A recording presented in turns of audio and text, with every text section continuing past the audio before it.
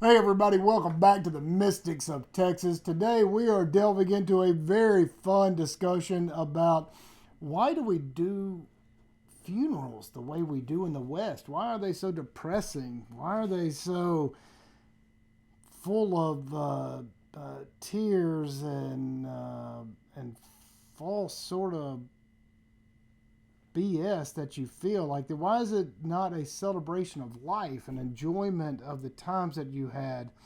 Why is it not a pleasurable, but can be sad, of course, because you're no longer going to have those experiences with that person. But Mr. Schmidt, if you were to drop dead right now, at this very second, I would try not to be sad, so I would attempt to resuscitate you first. That's what I would do first. But if that did not happen, I would obviously be sad because I would think there would be a lot more time that we could have with each other, a lot more discussions, a lot more cigars and wine, and just enjoyment of life. But we have had some damn good times together. We have been all around the world. We've spent countless hours here at the farm and in the sanctuary, loving life to its fullest, from painting, being goofy, do all the just stupid things brothers do when they get together. And I would want to celebrate that. I would want to have just a whole lot of funny pictures, and I would have wine pouring everywhere. It'd be in fountains. I would be pouring it on people. We would just be having a blast. And we would talk about the stupid things that you did and that I did. And Ashley would probably have more stupid things to say about you than any of us. And it would be great. And I bet our friend here would have is probably a lot too to say. Why do we? I ask you, people that are with us today in our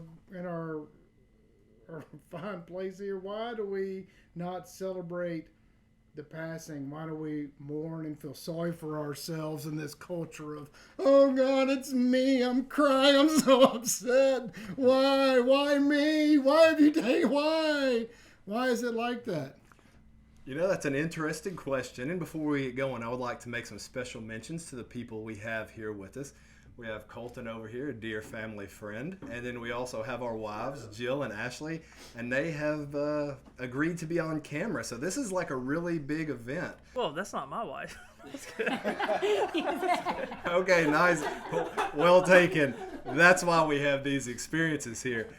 You know, this is actually quite strange because Ash and I were speaking on this exact topic not just yesterday. We're thinking, I think it would be really fun if you had our group we have, and maybe a couple people on that are not part of our group but are close to us, and have like a group session where we all get together and we tell eulogies about the people in the group. And just have a get up pretend funeral and have eulogies about everybody. I think that would be a fun experience for two reasons. One, people always think, oh, who's going to miss me when I die? What's that experience going to be like? Well, you get to see that experience and what it's going to be like. So you are there and present for your own funeral. So you can have that experience that you can take with you when you are on your deathbed, that it's going to be okay. The people that you leave behind are left with these good memories of you, all these times that y'all shared and enjoyed. And you know that if you've done that practice, that the people that are close to you are not going to mourn you because they know that that's not something that you would enjoy, that you've lived your life in a way that you don't like that. Or they thought you were an asshole. Well, I'm absolutely sure they think those. I do know that, we come with warning labels, and, when we're introduced to new people, you get the full Trey experience, the full Kevin experience. I think it should be a joyful occasion, and I really don't understand, especially in the culture we live in, where most people believe in Christianity and you die and you're supposed to go to this heaven where everything is wonderful and everything is beautiful. Why do they have these cry fest where, aren't you secure that you're going to an afterlife? Like, why would it be sad? Wouldn't it be a party just based on the religion that you subscribe to? What do you think about that? I mean, Well, first of all, if you die, the only reason we're crying is because we buried you in this terrible shirt. That is so true. Good point. It's a very good point. We might not. Why even bother burying him? Yeah, like leave him out. Let this guy decay. Save the shirt, though. Save the shirt. Bury him on the ranch.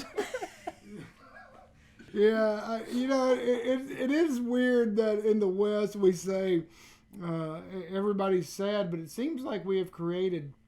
It mirrors our society that we have created, that everything is me, me, me. You go to a funeral and everybody is just, they're engaged in their self and in their ego and expressing their sadness to others around them.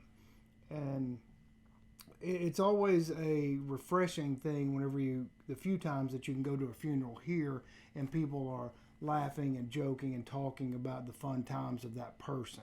That's always, it brings up a little levity with everybody's sadness. And, we do have a problem in that we don't really seem to know or fully believe in the notion of life after death. Otherwise, we would all be extremely happy. Yeah, you would definitely think that if you're secure in your beliefs, you would think, well, I can't wait to take the next step. Like, I mean, if you just read any of the major religions, there's something after you die. Why wouldn't you be in a hurry to get there? Why wouldn't that be a good experience? Why wouldn't everybody be like, oh man, we're sending them off to this great place? Like when you're having just a moving party and somebody's going to get a new career path and they're bettering their lives. Seems like that would be more the case. There are some exceptions to that rule. I mean, there are tragedies that would just, if you have, let's say, a mom sees like her children die in a fire or a car wreck, or you saw your son fall out of a tree and die. Now that is a different type of a funeral experience. You're not going to go there and want to fully celebrate his life because you're going to be pissed off as a dad that you were robbed for the rest of that experience. So there are exceptions to the rule, but what we're talking about here is somebody who has lived a full life, who has done everything in their power to experience life to its fullest. Those kind of funerals are a different sort of thing than the tragic, unnecessary things that happen.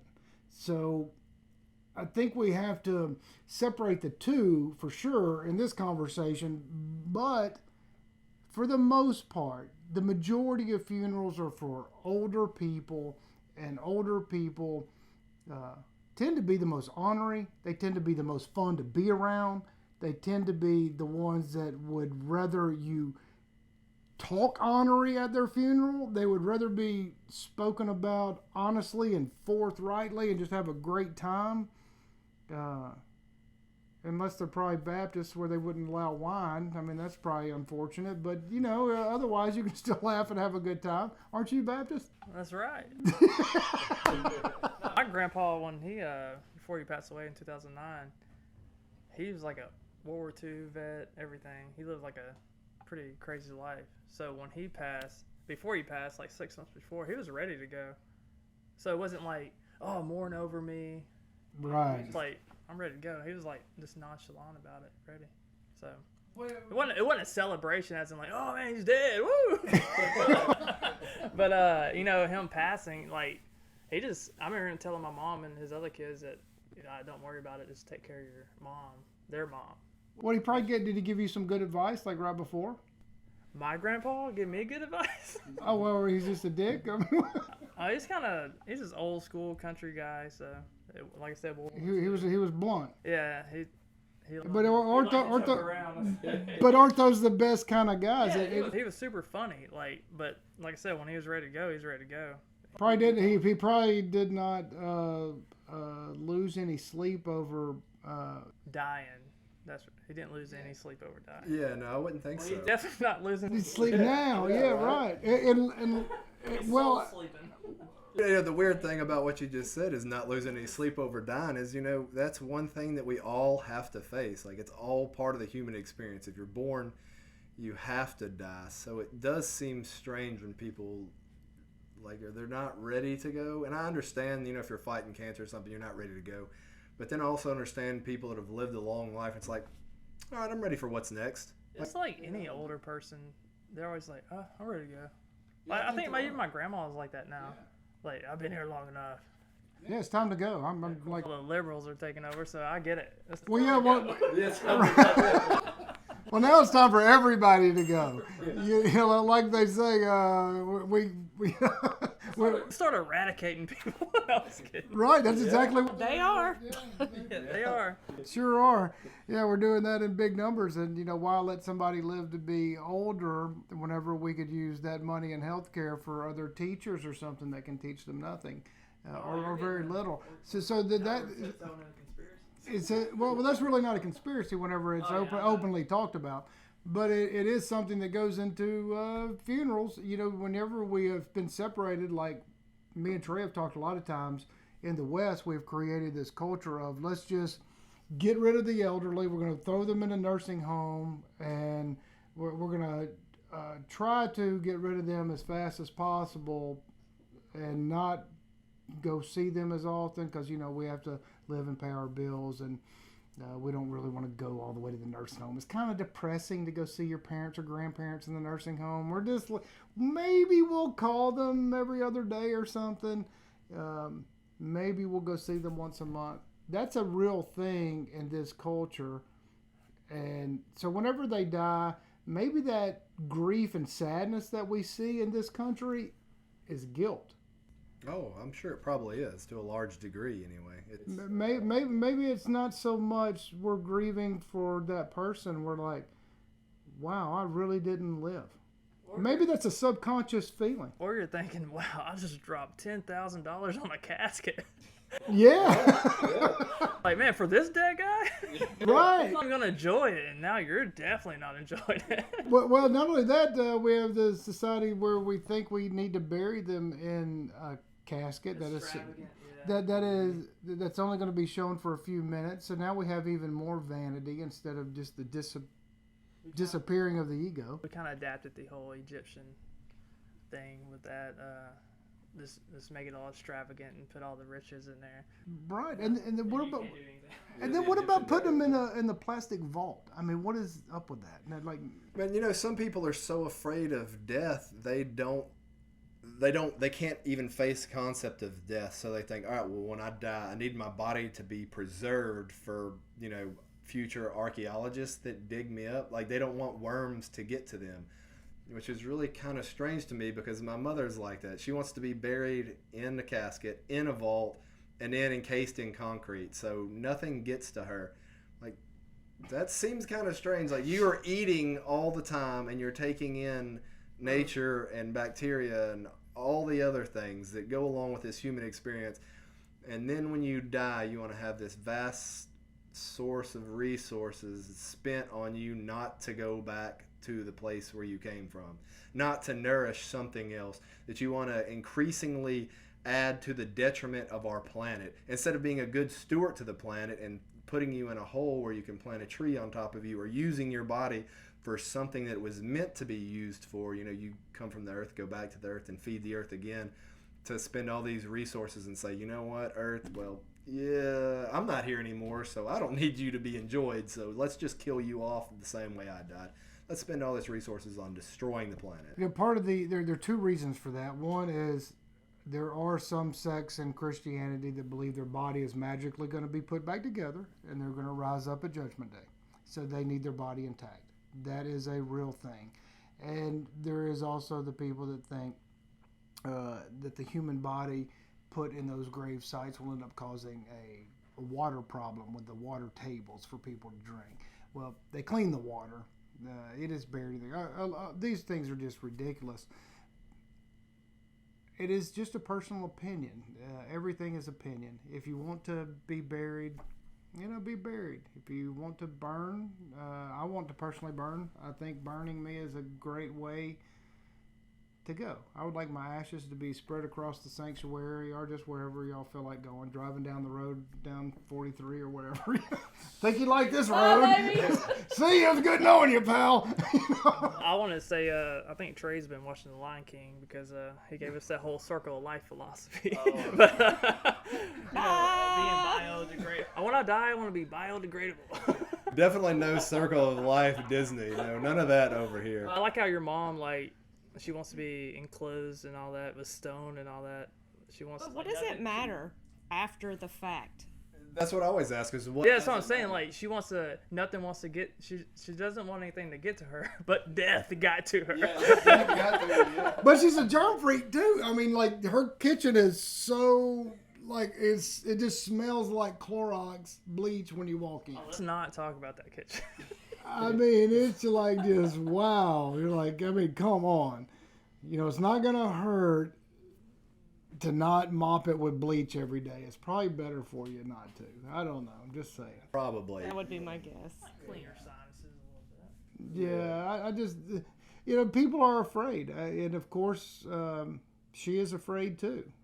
Everybody, I think, at one point or another in their life becomes really, really afraid to die, except when you see people like you were talking about, your grandpa, that Been here long enough. yeah, you know, they're tired.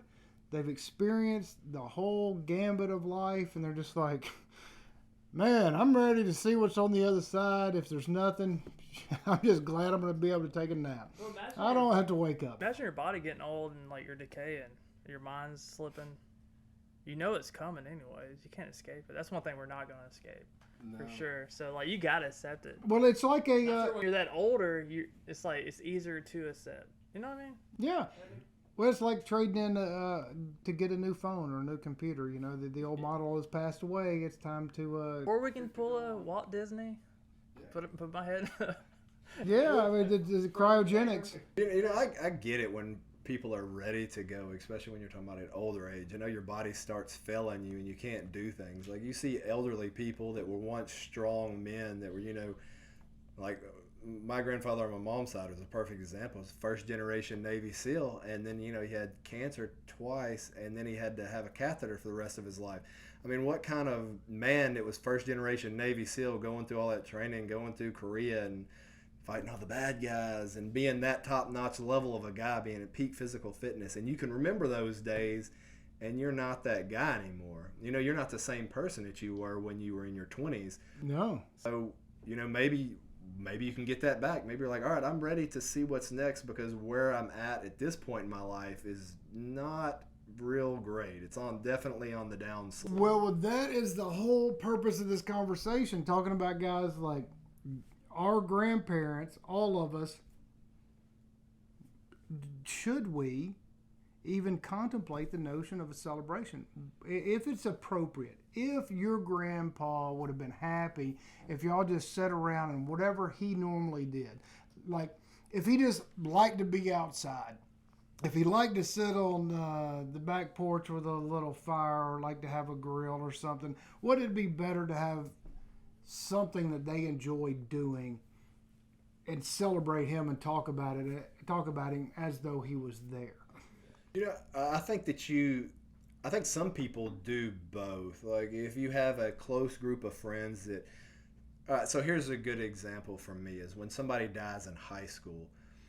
So they right after high school, and you know they always have this huge funeral of all their friends, and they don't have, you know, really the time to have everybody get up and tell a good eulogy story about them. So you can have those other groups of friends that break off with you in your after ceremony or whatever you have, or just a group of us like right now. If we had a mutual friend that all died young, we could still talk and have a good celebration of that person's life when we got together and had that, even though we didn't have time for it when they died, because they were, you know, well known. They had all that. Do we as a society teach people how to react by the movies and things that they watch about funerals? Like if you see little younger kids, teenagers in movies where there's some tragedy, oh, I have to be alone.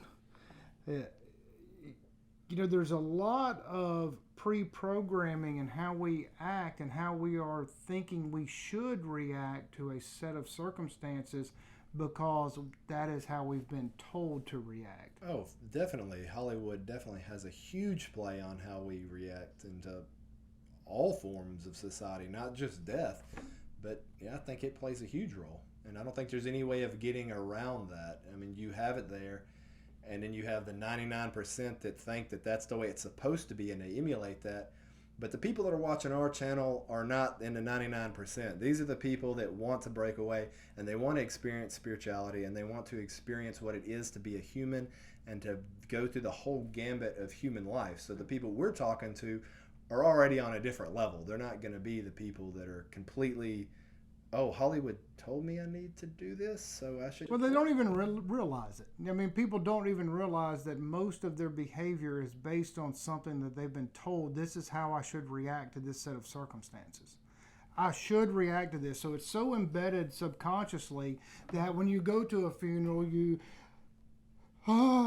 breaking down. You're breaking down because that's what you've been told to believe. It's almost the same thing as we're busting your buddy's chops over here about being a Christian. You've been told so much, and whatever country you live in, that's what you have to believe. That's what you have to do.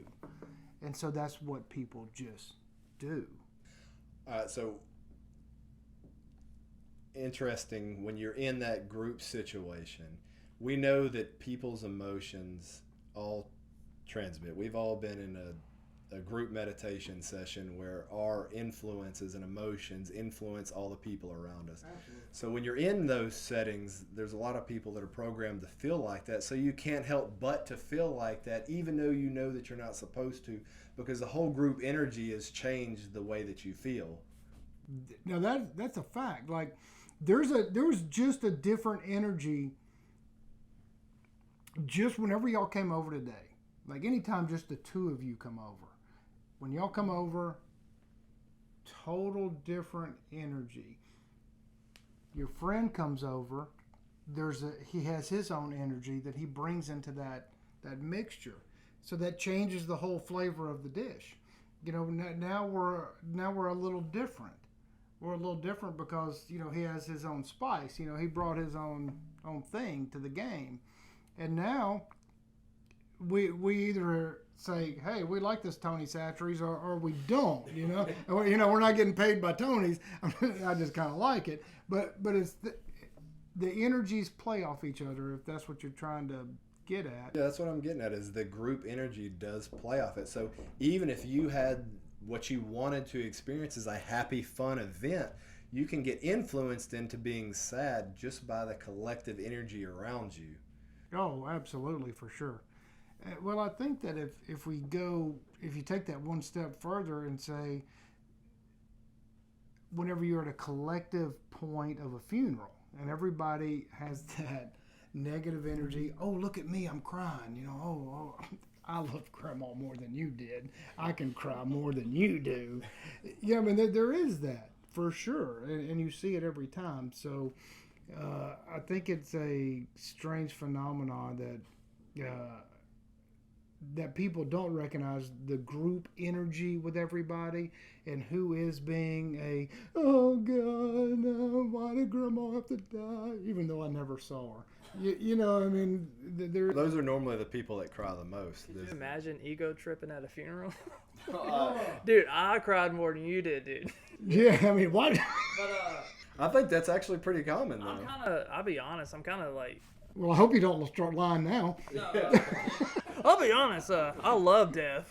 But, well, my grandpa, I've been fortunate enough to, nobody in my family's really passed away besides my grandpa, great-grandma, and my cousin, but just everybody's dead.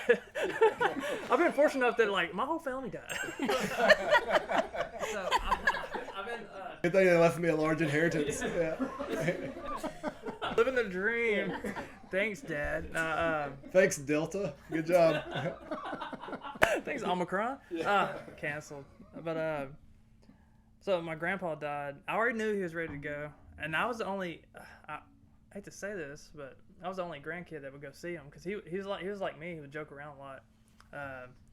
So I remember I was asleep. My mom called. She's like, "Hey, your grandpa just died." And I was like, "All right." I was like, "Oh, are you serious?" I was like, "All right." And I fell back asleep. Death is weird because you're like, "Oh, that ain't real." And part of you's like, "Oh, that ain't real. I'm going back to sleep." Yeah, right. No, You quit calling me and tell me Grandpa's dead. Yeah. Hey, you know what? It's 2:00 in the morning, Mom. Grandma's gonna be dead tomorrow at 8 a.m. when I normally wake up. I went to sleep and I woke up and I was like, "Oh, that really did happen."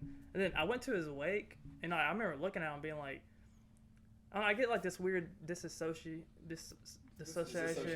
whatever. And it kind of has like this like derealization thing where it's like kind of foggy.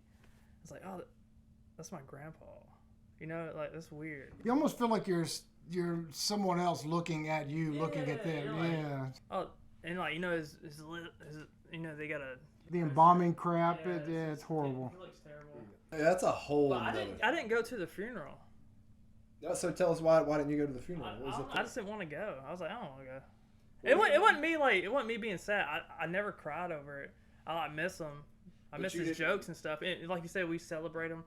We didn't mourn. We celebrate him still because when we get together, we always got some stories that are. Well, but that's why you didn't want to go to the funeral, because you wanted to celebrate his life and not celebrate the death and be around him. Or was it you just didn't want to be sad either? I wasn't really sad though. I already knew he was ready to go, and he had talked about it a lot, and I was just like, I don't need to be around those other sad people. My dad, he was married into that family, whatever. So he was like, "Man, I'm going to Galveston." I was like, "Yeah, I'll go to Galveston."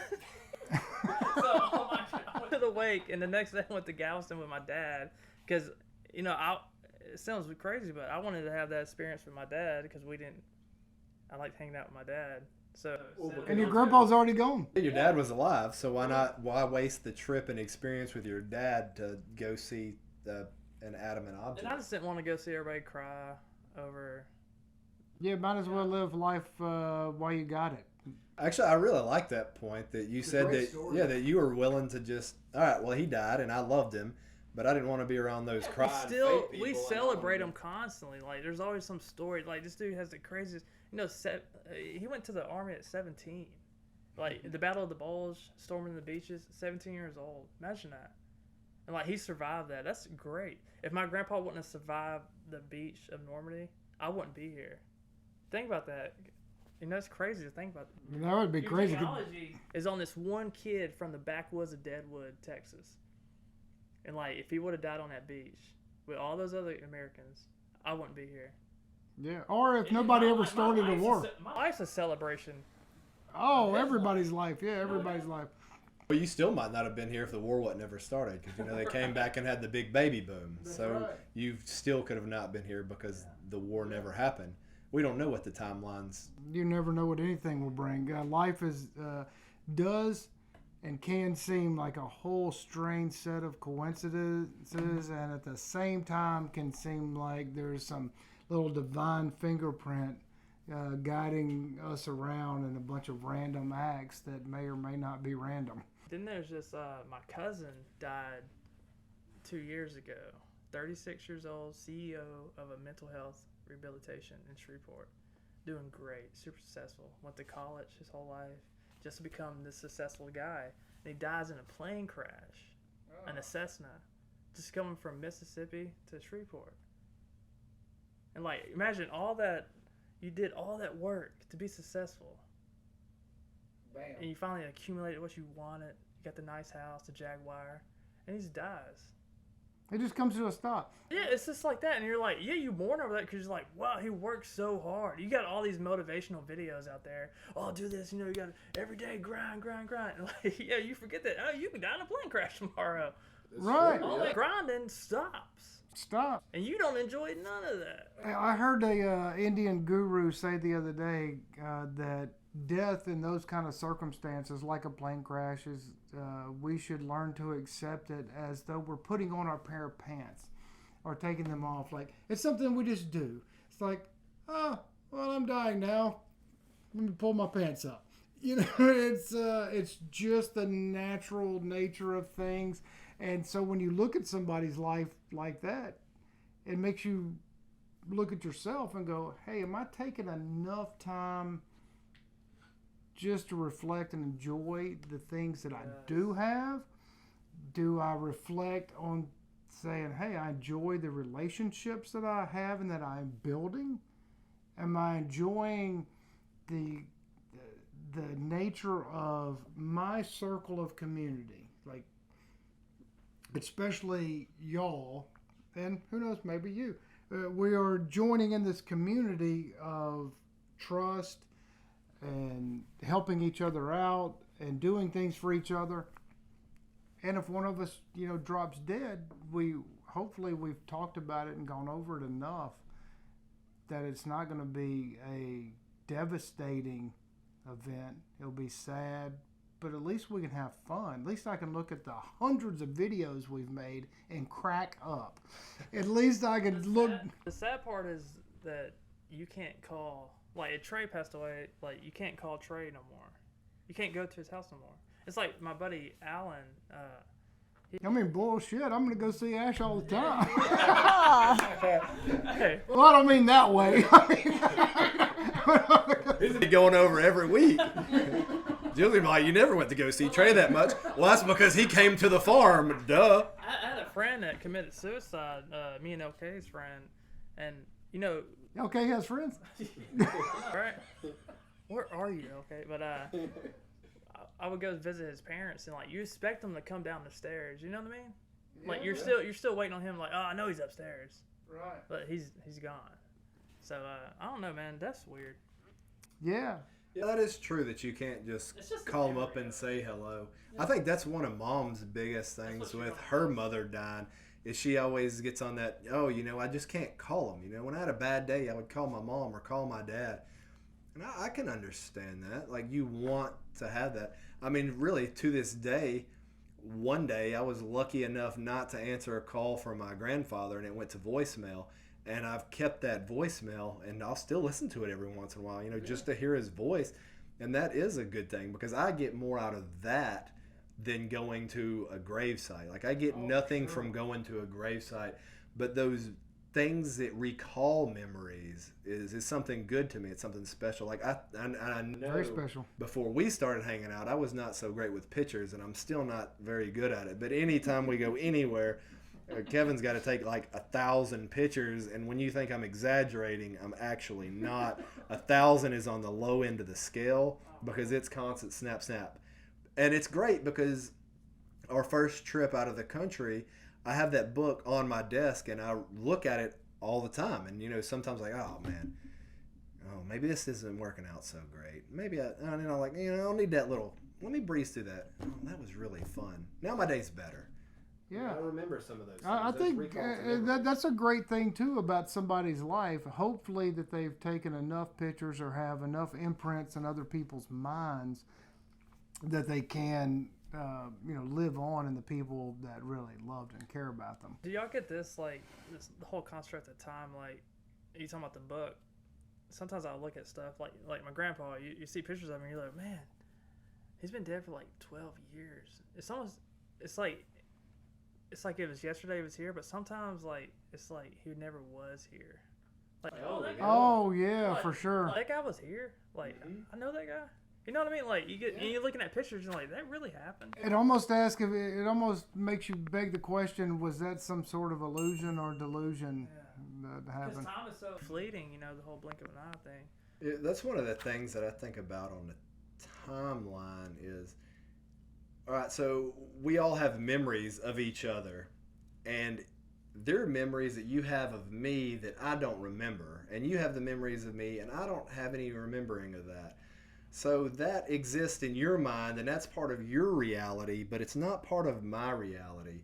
So did that thing actually happen? And did you change reality by having that happen to you that didn't happen to me? Can you confirm that? Like, I think that's a different discussion on should we be happy about funerals or not. That's the thing about this is a weird timeline. I'm just like thinking out loud. It's connected. You're getting out there, bro. Well, but my point was, and going off on that tangent is, so are you really ever here or ever there? Well, I mean, if we're going to talk about that, then why have funerals? Why not? Why not just sit and die in the? Well, I was gonna say you brought up the religion thing earlier. Christians, Hebrews, I've heard of them. they bury. Well, the Hebrews, they bury their dead in the Old Testament. They do. Abraham. Yeah. It was a tradition carried down, but also burning was more. It was more pagan. Yeah. Well, burning has always been a big tradition. Kevin wants to go out like the Vikings, just shoot a flaming arrow at me in the pond. Well, I would rather it be like close to some trees or some kind of flower bed that I really like or something. Yeah. This funeral went bad. Can you start a fire in the middle of California for me and just let it rage? That's how I want to go out. I don't know. That might not be such a bad idea. Well, you don't want those people fleeing into the other freer parts of the world. So let's not have any fires in California. Let's plant more gardens. Yeah. Can we build walls around that state? Yeah, no doubt. Well, this is the thing now is like you can die in a car crash and just how'd he die? Oh, yeah, cool. Yeah. I have a good friend of mine. He was such a strong guy. He was a boxer. He was one of the toughest guys you've ever seen. Just powerfully strong guy. And he was so in love with his wife. And they were probably, I'm just guessing now, probably 28, 32, somewhere like that. And, as a young kid, whenever you see someone a couple of years older than you, and you just know that they're tough, and everybody looks up to him for being tough because he won all these big boxing deals. Just a tough guy. And, his wife, just driving, runs off the road, hits a tree, and dies. Just bam, they have a couple of kids, runs off the road, bam, life's over. And, still not recovered from that today.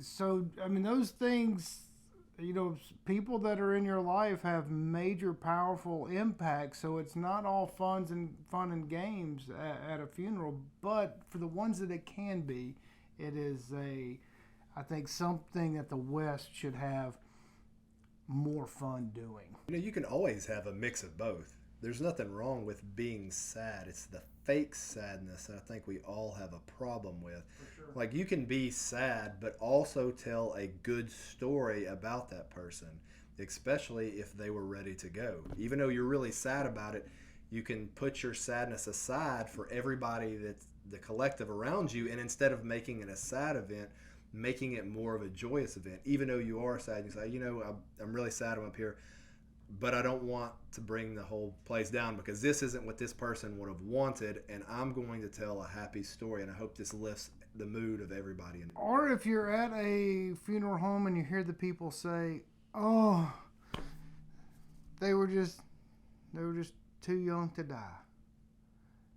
They were just too young. And whether or not they were 25, 30, 50. I mean, I'm 50 years old now, so I've been to quite a lot of funerals. And I just don't know if that's true or not. There's something in my own spiritual search that I think, all right, when I'm at a funeral and I hear somebody, they're between 30 and 60, and you hear, that's just too young. Well, probably, I agree with that, but does that mean was that random? Was there a divine intervention? Was there something that just struck down and said, hey, you served your purpose. Your purpose is done. Time to head on out. Let's go up to heaven, hang out with St. Peter. I mean, I don't know. You were saying, I was just thinking, like, I wonder if Joshua and Caleb were thinking that when they went to Jericho. Oh, these Canaanites are too young. Let's kill them all. Right? I don't think so. Let's take the land of milk and honey. Oh, yeah. No. And pure bloodshed. Yes. Yeah, Like, man, you said I was a Christian, and I still, like I said, I ponder on that stuff, like, just making that whole point, be too young to die, just thinking about Old Testament, like, just everyone's getting wiped out. Everybody, and we're, God himself says, Jehovah himself says, hey, I am evil. He says it many times in the Bible. and revels in it. Even Moses chastises him about it. God even says he repents for being evil. I just find I find that a difficult proposition to believe in personally. I think there are higher, better uses of ourselves to find the true reasons of life. I don't necessarily subscribe to the whole notion.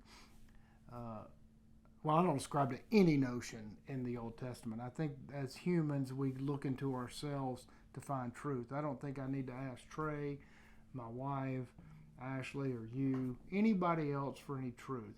You know what's true in your heart, like inside of yourself. You start to feel things and know things. And whenever you're not 100% sure about something, you just have to find some sort of reassurance that, hey, I just don't know. I just don't know. And we have a bunch of other topics that spring off that we're going to go into later. Yep. Anything else to add, sir? Think of, remember, God's talking to Jeremiah, and Jeremiah's like pleading for the Israel people for God not to destroy them, and he's telling them away with these people. Yeah, You know get what I away. mean? It's how he readies his bow for them. It's like, I don't know. It's just back to that Christian thing. And it makes me think about stuff like that. Well, One thing with Christianity, it's just kind of strange, is they don't mind if other people die that are not Christian, because most Christians believe if you don't believe they believe, then you burn in hell for eternity. And they could go to a funeral where somebody wasn't Christian and be like, oh well, see, you should have believed in what I believe, and this would be a happy event or something. That's a very good point, because you could see that from just in very modern times, from the Iraq War, when you would hear it all over the streets everywhere. Oh, those ragheads, those old whatever. I mean, you'd hear that everywhere. Oh, they're not like us. Oh, they're trying to kill us. Let's kill them all. Yeah. You would hear a lot of that. That was not an uncommon thing. Oh, hell, they're just those people living the same. They've been fighting forever. Everything, which is all just a bunch of crazy BS of people not knowing anything about anything. That's that old patriotism being implemented. Yeah, it's a brainwashing craziness as well. Not just patriotism, just having the faith and belief in your religion, just like you were talking about Caleb going into the promised land. Do you think these people are people? Yeah, they're indoctrinated into this belief and say, oh, well, this funeral isn't sad to me because these people deserve to die. You remember when 9/11 happened? Like, you remember how everyone got super patriotic and we got to go over there and storm. We got stormed those people, man. They got weapons. We didn't have funerals for those people. No. No. They got weapons of mass destruction, running around in flip flops. Yeah. Right. It's crazy. Well, we're going off on a whole nother tangent here I now. remember being in 7th grade when seeing that stuff going down and we're going to war. And I was like, I remember being kind of scared because they're coming over here. And they're not. Well, I wonder if anybody was going to celebrate your funeral or not. Exactly. I don't know.